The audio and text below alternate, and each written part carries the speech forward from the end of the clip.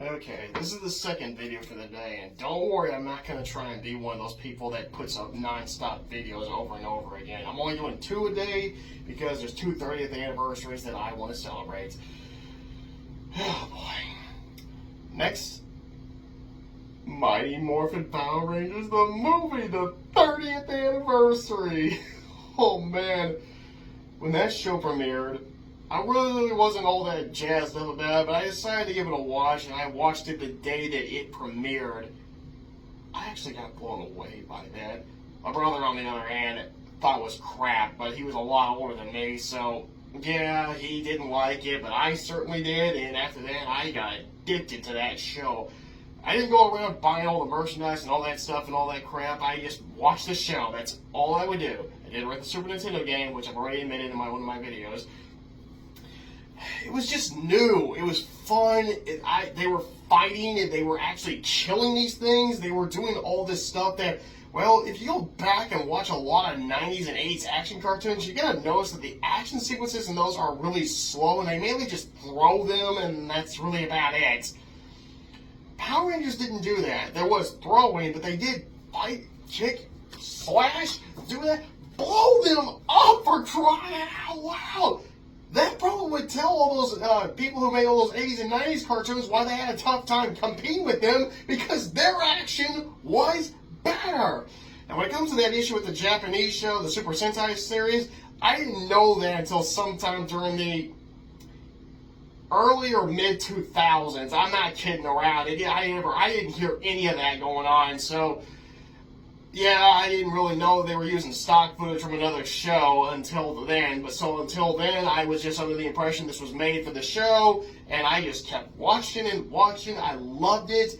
And then the second season kicked in, and then I noticed that those Parents Against Violence on TV struck, or at least that's what I think what happened, and they started toning down the show, and I was noticing that the monsters were getting defeated so quickly, it left me asking, what was the point of there even being a monster if they only get to do anything? Like Skull Arena, he just gets blown up. And all those other Megazord fights just fall short. But then when the movie came out, I was still a big fan, even though Season 2 was a disappointment. Because right now, to me, Mighty Morphin Power Rangers Season 1 is still the best season of Power Rangers. The Mighty Morphin Power Rangers are still my all-time favorite superheroes. When that movie was coming out, Mom and Dad got me the Page Master, the VHS, and that's how I learned that there was a movie coming. I lit up in excitement when I saw that. I was like, a Power Rangers movie? And then summers kept coming, and then I'm seeing the TV spots. I'm going, oh man, is this going to be awesome? And I see the McDonald's commercials. Of course, I never got the Happy Meals because I was too old for that stuff, but it didn't change the fact that I still enjoyed the commercials. I still do, for crying out loud. I love those old 80s and 90s McDonald's commercials. Well, a friend of mine went and saw it, and my mom took us, but I knew she didn't want to see that movie. Oh, excuse me. So she went and saw the Steven Seagal movie Under Siege 2, Dark Territory. A film that I also like, for the record. And, well, we went and saw it. We enjoyed it. And when it hit VHS in November, that kind of like, that's a little early, don't you think? Because I remember back then, VHS took a long while to come out. But I was like, did it underperform at the box office because it came out that early? So I was expecting it to not come out until like maybe January or something like that. When it came out in November, my grandmother got me the VHS for Christmas. And, well, boy, as time went on, the more I watched that movie, I kind of started saying, you know what? This actually could have been better.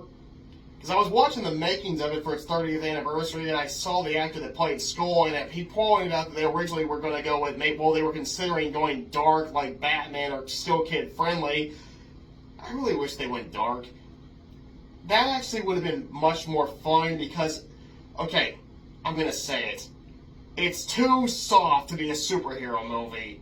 The same thing is with Turbo, a Power Rangers movie, and Teenage Mutant Ninja Turtles 2, The Secret of the Ooze, and Teenage Mutant Ninja Turtles 3, heck, I'll even say the two Fantastic Four films that came out in the 2000s are too soft to be superhero films.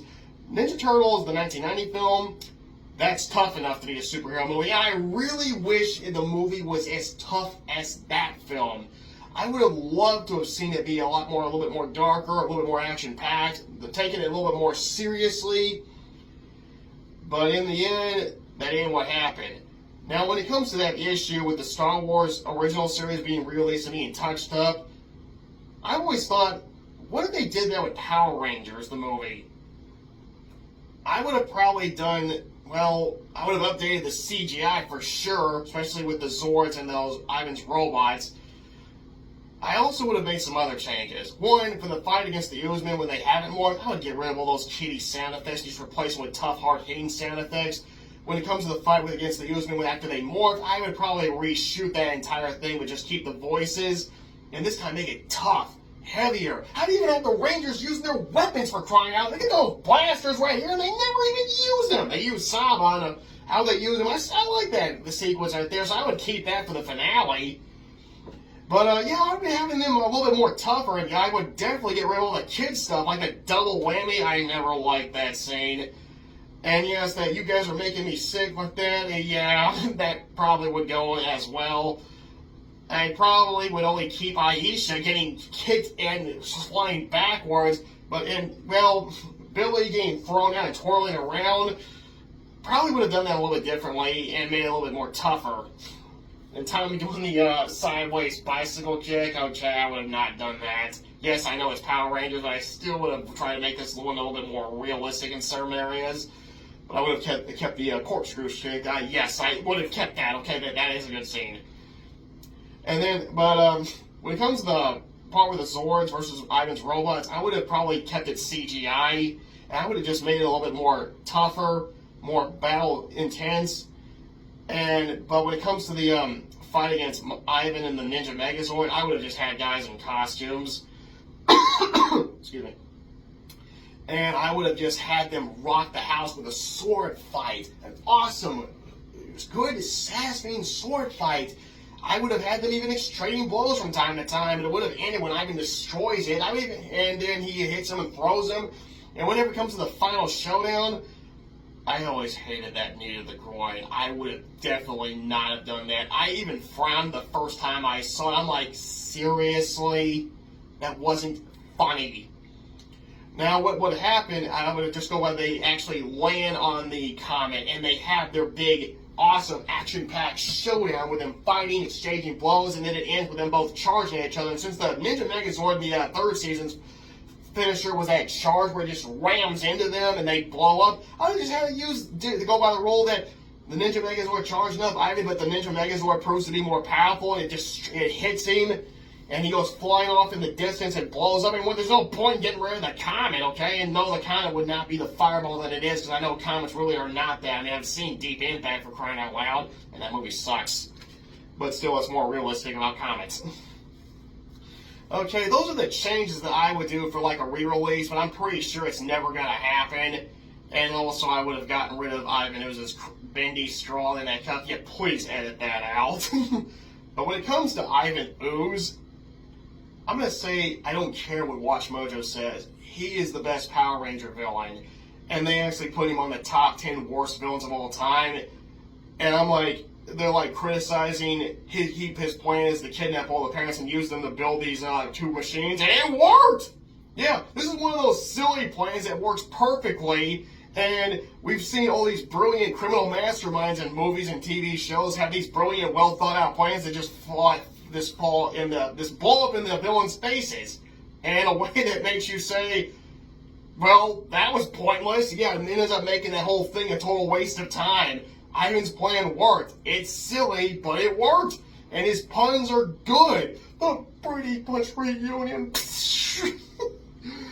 He's awesome. He's cool. So, Watch Mojo, I don't care what you say. He's a good villain. And what really sucks for that list of yours is all those villains you put on that list actually do a lot more than a number of villains that you put on your best list. Like, think about it. Go back and watch some of those greatest villains of all time and then compare them to the worst villains of all time. You're going to notice those worst villains of all time actually do a lot more in their movies than the greatest villains of all time. Some of them don't even do anything. Like when Paul Freeman was in Raiders of the Lost Ark, you go back and watch it, he doesn't really do much of anything in that entire movie. He doesn't even fight Indiana Jones. He's just a guy who keeps, go back and watch it. The three main villains, with the exception of sending their goons after Jones, they don't really do much.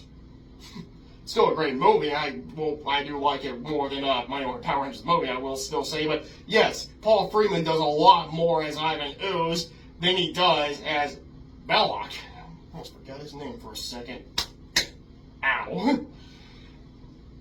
So, Mighty Morphin Power Rangers movie is number 3 on my top 10 favorite films of 1995. Now, I'm still watching movies from that year, because I haven't seen every movie that came out in 1995. There's a chance that list could change. Number 1 is something I'm going to do for the 30th anniversary, on its 30th anniversary.